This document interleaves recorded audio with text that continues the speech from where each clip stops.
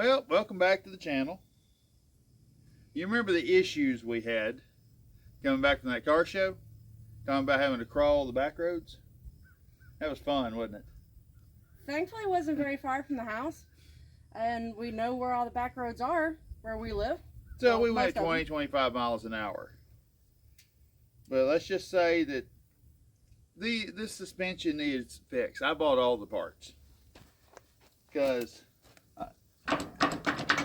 okay, that's one direction. But then I can take this and swing it like that. It comes out a couple inches. When there was a load on it, it was swinging more than that. It's not supposed to do that. I'm thinking we got quite a few problems. So. No, it's not as exciting as working on one of our project cars. But it's kind of a maintenance issue when you are taking vehicles. When you find a vehicle, you gotta haul it. When you gotta take it to a show, you gotta haul it. I think he's making me help because my car that was on the trailer. Yep, you broke it. Now, if you want to be technical, this trailer is a classic. It's from 1980. Actually, I think build date was 79. So, it's a classic in itself. And no, we didn't buy it because it was a classic. It was something that we inherited from his dad. Yeah, I've been using this trailer a large portion of my life. In fact, my entire adult life, this is the trailer I haul stuff on. Even when I was 16. So, I'm very familiar with everything that's happened to this trailer. Alright. Oh, okay. That's not so good. You see this? Yeah, it's not supposed to do that. Alright, as soon as she gets this tire out of the way, I'm going to bring you in and show you exactly what we're talking about here. Yeah, because there's some more stuff behind this tire I think I want to show you. So maybe you should do maintenance on trailers. What kind of maintenance can you do? Aside from replacing stuff in the room. Tires and bearings. And watch these. I'll show you in a minute. Don't let them get to this point. These can be wear items. If your bushings go away, put new bushings in, which is what we're about to do. Plus, we're gonna put lots of new parts in here.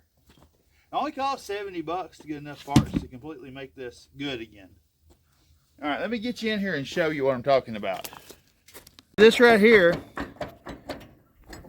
if you notice, this whole portion right here is moving back and forth. Well, you can probably see right here where there's a lack of dust. Yeah. Where it's moved from its original point to here. But wouldn't these actually be, I guess it is centered on the axle. There's a centering pin in there. It's just not bolted down anymore. That's more than just a maintenance. That's just tighten your bolts. But now shake it back and forth and show how much play is in there. Those aren't supposed to move like that. Well, and you look at this one over here. Yeah. Instead of a round hole, it's oval. Yeah. I think I know why this whole rear end, the whole axle assembly was moving around. I don't think there's a bushing left in it. So instead of, well, suppose one thing you can do is you can go to a shop and buy all the parts, right? Yeah, I went to Amazon. But what you bought was a whole kit. So I bought bought time to shop around. Well, I bought I bought a pair of equalizers and I bought a couple of bolt kits. Okay. Because for all those I thought I had egg shapes, so I got a whole bunch of these right here. And these nice round holes. Plus, they come with this nice package of bushings. But don't the pieces have bushings in them? These do. Oh. But the ends on the springs and stuff, where the bolts go, I'm guessing they don't have bushings anymore. Okay. Or I'm certainly not going to count on it. I don't see any. Yeah, I'm not counting on bushings being in any of this. I got enough bushings even for the trailer springs and everything. So the axles themselves are okay? Yeah, the axles are, well, they are now after that one fell off a year or two ago. Had to re-weld it. I discovered that whoever did the factory weld on this had about a 1/16 of an inch penetration all the way around that axle tube. Didn't make me feel good considering how many tractors and stuff I've hauled over the years. Okay, so while we're at it, are we going to check the bearings too? Oh, the bearings actually are good. I greased them not long ago. Okay. Yeah, you notice. I might show them how to grease one. Yeah, we'll see. Because this doesn't have grease inserts. Yeah, it does. You just put grease right in the end of it. It's got a grease insert right on the end. Ah, okay. Yeah. That's right here. You just put your grease gun right on these. Okay, that's what I wanted to show because I wouldn't know how to do that. Yeah, I did that to make my life easier. Okay. And they're all nice and tight, and you see how smooth they are. All right, well, let's get started. All right, well, we're gonna try this again.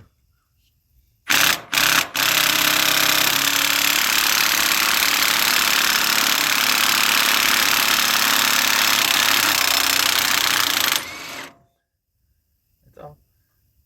That was a little rust welded. By the way, that gets hot. Yeah. Go down. Kind of wiggle it. There you go. Okay. This had a little bushing left in it. So we're just gonna do. Not that much bushing left in it. No. Hey, that held up just like I hoped it would. So now let's see if we can take this one out. I'm guessing this one's worse. Hold on, let me adjust this a little bit. So there we go. All right, guys, here we go.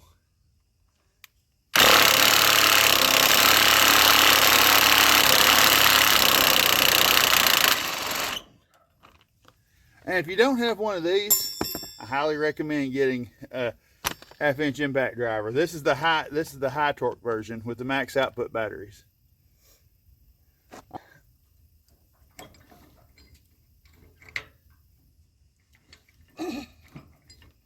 You're slow. It wouldn't. There's no bushing. Yes, there is. Push that what's left out. Okay. You're not supposed to let your bushings get to this point. Your bolt's also not supposed to look like that. So these bolts are definitely not usable. Let's see how bad it is up here at the top. Got this one right here though. Yeah, because I think the bushing's shot in this one too. Can I? Okay, never mind. Go. Anytime you want to go, I don't care. I'm just kidding.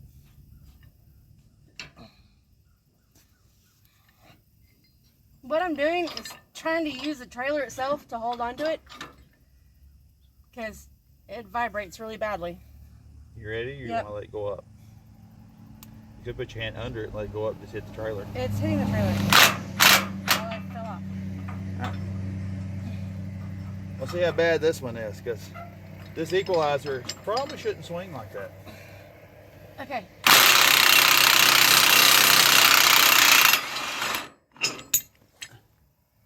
Okay.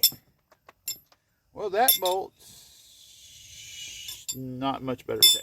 Okay. Yeah, that bushing's shot. But there's actual bushings in here. Alright. Need a lock washer.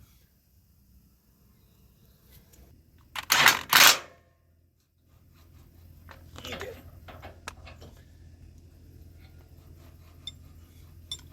Alright. No. Okay. Can you lift that up?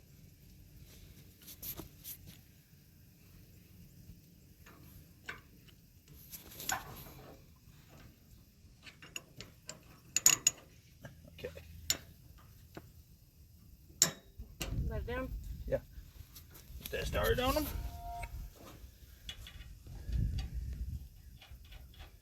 And before you think I put a cheap bolt on here, this is a grade 8 bolt.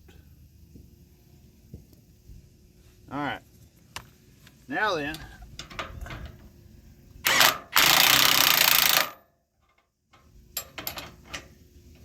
All right.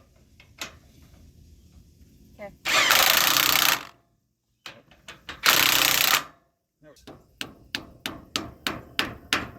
This is not a time to make it go.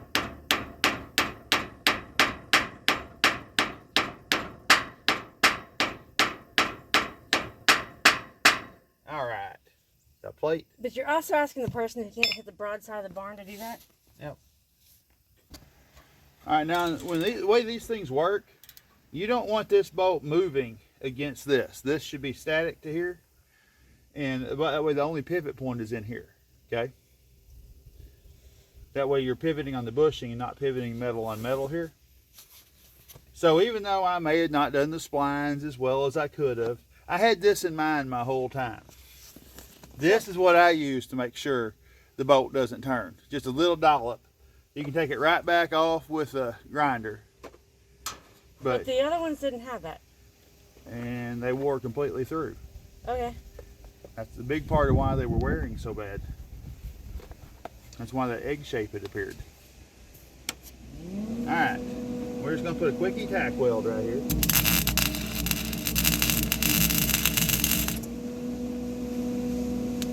Another one.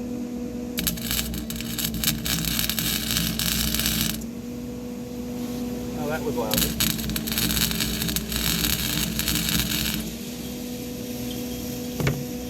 Well, apparently I can't see what I'm doing today.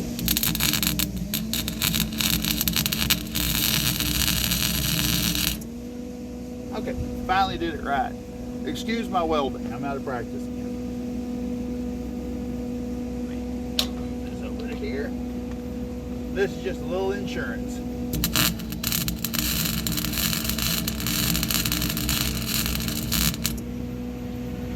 One more.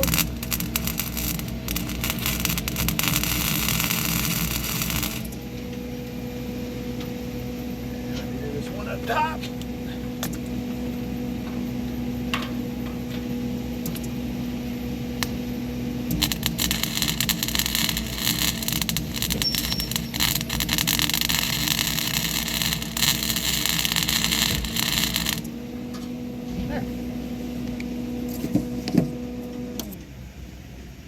Now we don't have to wonder whether anything's going to come loose. Come out.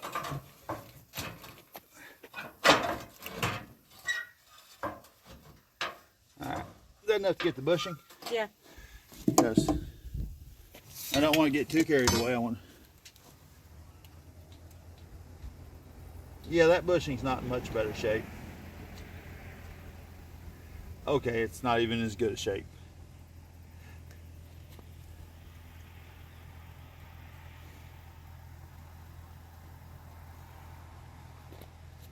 Hammer.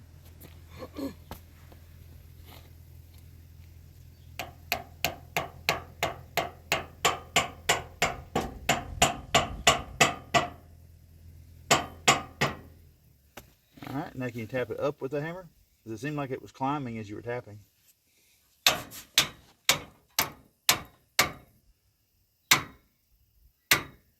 Okay, now it's gotta go that way. Yeah, I got tool for that.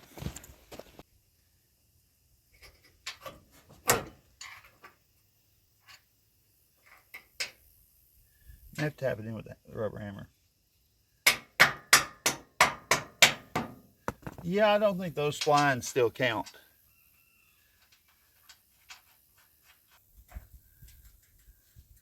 What I'm trying to do is use the trailer to hold it instead of me trying to hold it.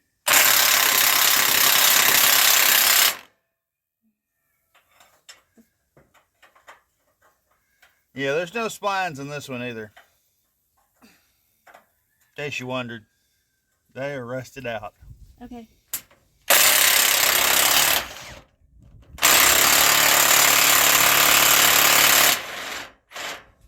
Hang on, there you go.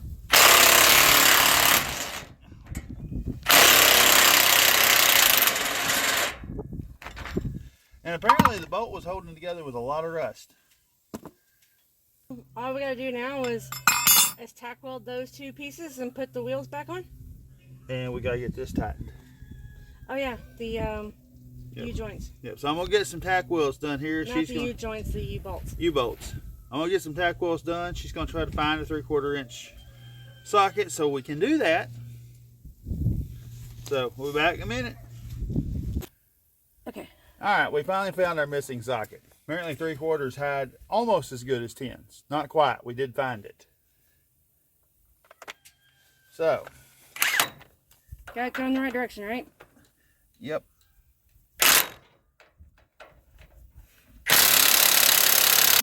Got a question. What? Is it actually doing something or? Yeah, it's moving. Okay. Very, very slowly. Yeah, this has been loose a while. You can see a wear ring where the threads are starting to wear out on this side. Yeah, we were trying to see if we could break our axle completely off. And they don't have. Are we in the right spot on the axle? Yeah, there's a locator pin. Okay. You can't really get this wrong unless the locator pin's missing.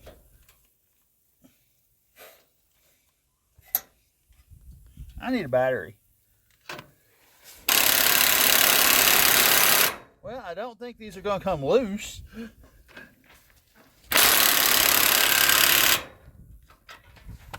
All right. That is much, much better. We'll rinse and repeat on the other side and put the tires back on. All right, well, we got it all put together. Sitting quite a bit higher than it was. I'm thinking there was some slop in that suspension more than I realized. Usually when we're hauling something, we're always worried about the clearance in between the fender and the tire. There's a big difference now. There used to be a 1-inch clearance, and we didn't change sizes of anything. So, there we go. It's settled. Okay, it's still about 4 times what it was. But it's settled. So, okay, I'm not even going to ask what that was. It's settling, finally. Okay. But it's still settled in quite a bit higher than it was, so I think we made a big difference. Plus, the axle no longer shakes back and forth.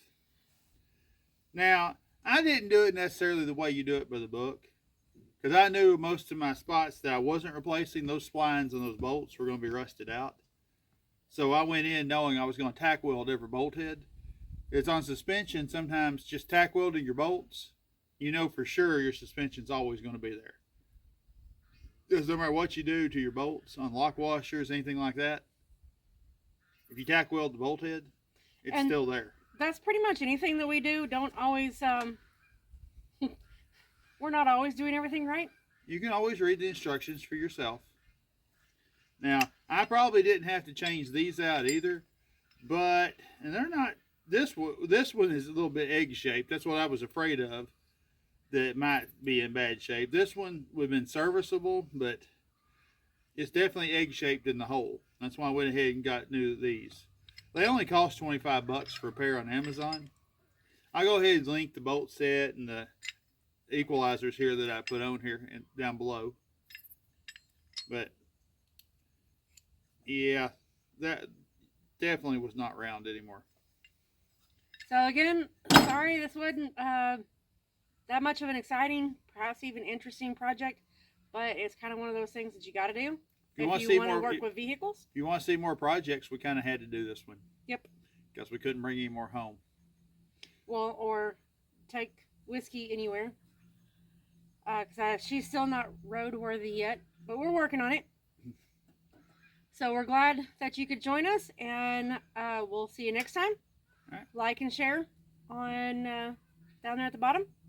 All right. Thanks for watching.